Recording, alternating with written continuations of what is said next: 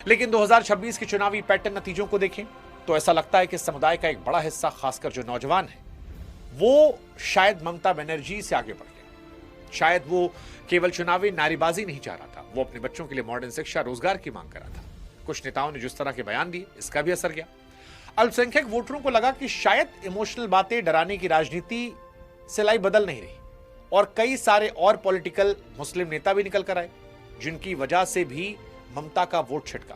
नतीजों को देखकर साफ लगता है कि मुस्लिम वोटर केवल पहचान के बजाय भविष्य और सुरक्षा को अहमियत दे रहा था और अपने नेताओं को चुनने लगा।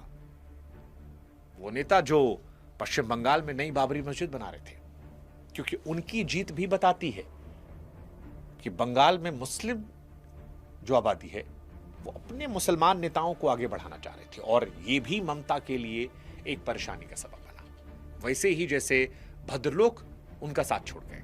बंगाल की राजनीति में भद्रलोक, अगर आप नहीं जानते तो बता दें, उन्हें कहते हैं जो पढ़ा लिखा, जागरूक मध्यम वर्ग है, और हर बार यही चुनाव का रुख तय करता है। पहले ये वर्ग वामपंथियों की ताकत था, फिर दीदी के पास गया।